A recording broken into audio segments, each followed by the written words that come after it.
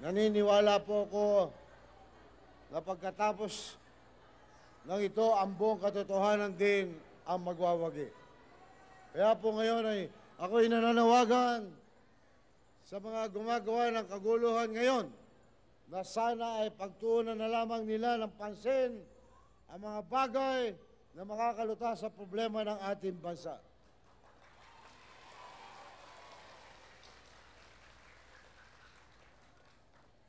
Pakinggan po natin sana ang tinig ng sambayanan at hindi ang ingay ng mga iilang mayaman dyan sa Makati.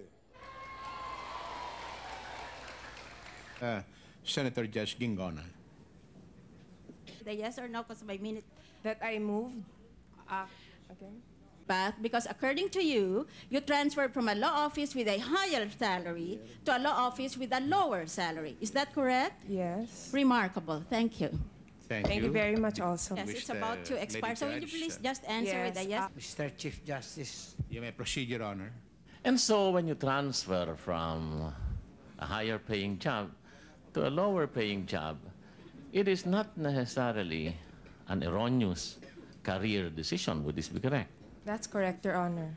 In fact, it could be motivated by a sense of idealism. That's correct, Your Honor. Correct? Operate with me in identifying what their names and addresses are. And may I request the Chief Justice to discipline, at the very least to admonish and to reprimand this group that feels itself so high above the law. Call their attention. Those two pages, those two gentlemen in the gray barongs, nakita ninyong... Yes, and that man, beside that wall, the three of you. Proceedings for at least 20 minutes. Just for a while, Discussed during the board meetings on September 5 and September 12, 2000. Yes, Your Honor. And these two documents reflect of this Bingo 2-Ball project from 5% to 2%.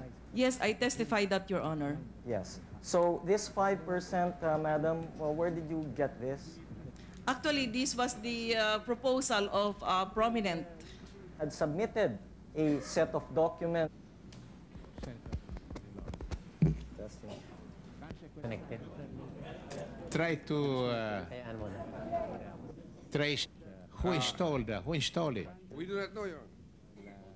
One of the cameras. Attached to one of the cameras. Yes, Of the court? yes. You mean that is precisely designed that